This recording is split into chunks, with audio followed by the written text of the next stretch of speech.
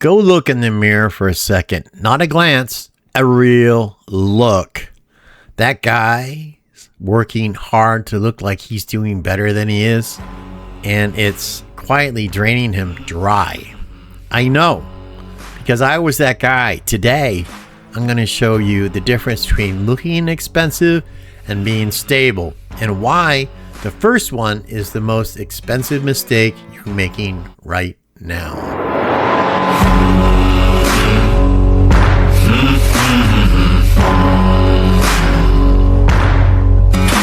Welcome to The Useful Man, a channel about learning, growing, and staying useful in a world that gets stranger by the day. These are field notes from life, not a fantasy life, not a privileged life, and not an influencer's life, just a real one. I'm not here to give you theories out of a book. Some of us had fathers who taught us, some of us had fathers who couldn't. And if you're like me, you never had one at all. Life doesn't care which one you got, but I do. Everything I talk about, I learned the hard way, and I'd rather you learn from my mistakes than make all your own. So if you got nobody to ask and nowhere to turn, you're in the right place. Let's find the answers and get to work. So let's stay at the mirror for a minute, because this is where it all starts. I want you to do something. Look at yourself hard, and then come out of the fantasy. Not the life you see on your phone, not the life in the music videos, not the life your buddy seems to be living, the one buried in debt. He will never mention you, your life, the one that matches what's actually in your account right now. Because here's what happens, and it happened to me, so I'm not talking down to you. You're surrounded every day by people who look like they're winning. Their shoes, their clothes, the car that sounds like money, the watch, the whole picture, and somewhere along the line your brain quietly decides that picture is the baseline. That's normal. That's where everybody else already is. And if you're not there, something must be wrong with you. So you start trying to close the gap. Not with stability, with stuff. And that right there is the trap I want to pull you out of today. So let me tell you the most expensive lie a young man can believe.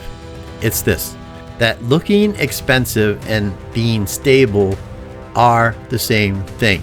They are not. They are opposites. One drains your paycheck every single month. The other quietly builds your future. One makes you feel good for about a week. The other makes you secure for years.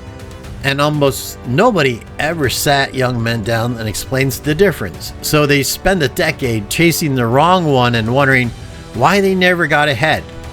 Picture two guys, okay? Same job, same paycheck. The first guy is wearing the shoes everybody recognizes, the brand name, everything. His car's got a payment that eats him alive. From the outside, he's killing it. Everybody assumes he's fine, but his account is empty. He's one flat tire away from a crisis, and he can't tell a single soul because the whole point was to look like he had it all handled. The second guy, he's wearing clean clothes that fit, that he didn't necessarily pay a fortune for, off-brand, maybe thrifted. Nothing on him has a logo you'd recognize from across a room, and he's got money in the bank. When something breaks, he covers it, he moves on, he looks to the world like he's behind. Now, which one's actually winning? You already know. But here's the cruel part. The whole world is built to make sure you want to be the first guy, to look like the first guy, because the first guy is good for business. The second guy isn't buying anything. A useful man knows the difference between looking successful and being stable. And he picks stable every single time, even when it looks boring. So let me show you, this isn't new, because that's the part that should set you free a little. When I was young, We weren't plastering brand names all over anything, partially because half the stuff didn't exist yet. You might have had one decent pair of sneakers and that was it. The labels weren't the main event. You know what the flex was? The car. The loud, flashy, souped-up muscle car that looked fast, even sitting still. Something that sounded like it could do 0 to 60 in 3 seconds and probably couldn't because the sound was enough. That was proof you made it, even if you were 17 and still living in your parents' house. Different decade, same exact trap. You see what I'm getting at? The object changes. The behavior never does. Back then, it was cars. Today's it's shoes, watches, phones, the bag, whatever's trending this week. The packaging changed. The pressure didn't. The jealousy didn't. The financial damage sure didn't. It was never really about the car or the shoes. It's about trying to prove something to people who don't matter and won't remember you in 10 years. And that's the thing I wish somebody would have told me when I was young. If you let ego drive your spending, it will wreck your money every single time without fail. Ego does not care about your paycheck. Jealousy doesn't care about your rent. Social pressure does not care if you eat next week. It only cares that you look the part right now, in this moment. For those people who are not thinking about you at all. Now, I can hear the pushback because I had it too. Okay, Liam, that's great. But I still want some nice things. I don't want to walk around looking like a broke loser forever. I get it. Good. I want you to hear me clearly here because this is where most advice gets it wrong and makes you feel like wanting things is a sin. It isn't.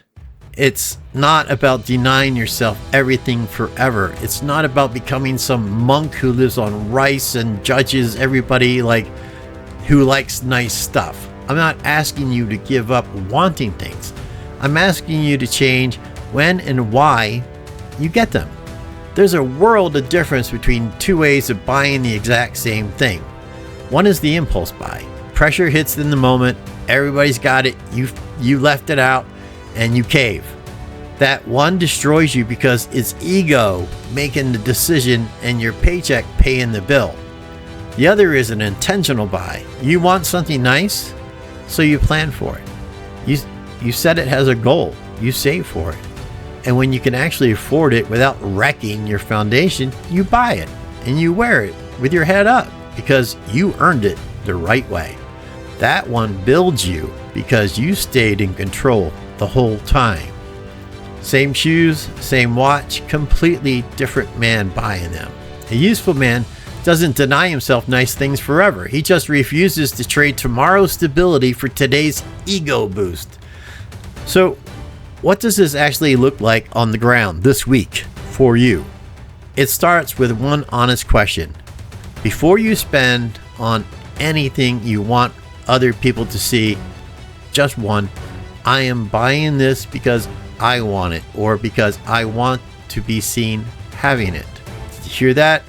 I am buying this because I want it or because I want to be seen having it. That question is uncomfortable on purpose because most of the stuff that keeps young men broke fails that test instantly.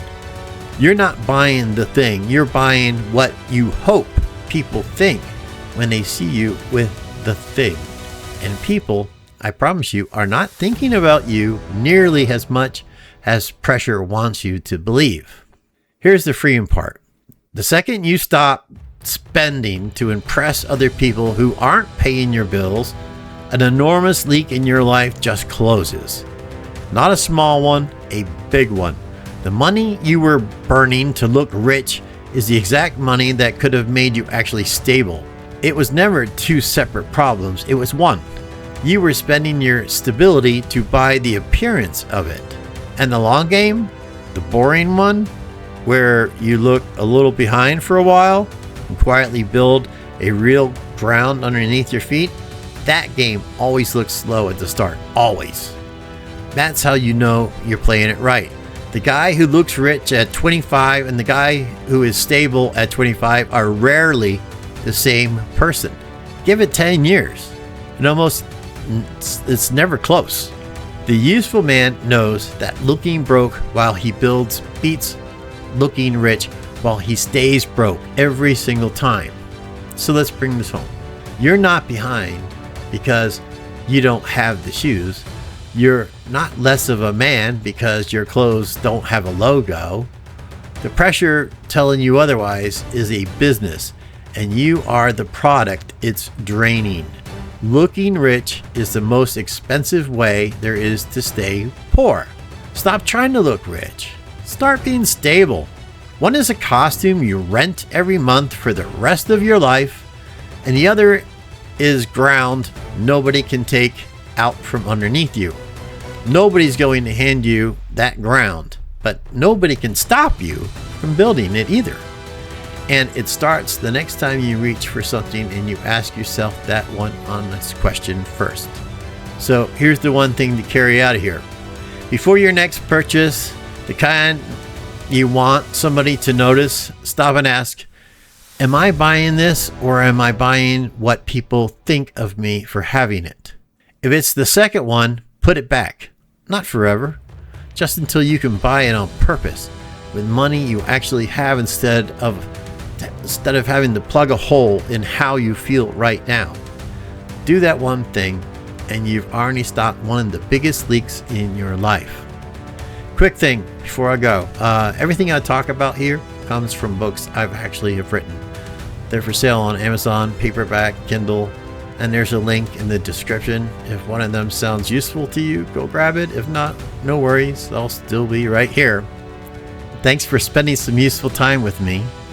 They say all roads lead to Rome, which sounds great until you realize that all those roads were built by people who didn't get a choice in where they were going. Stop walking on someone else's path and start paving your own.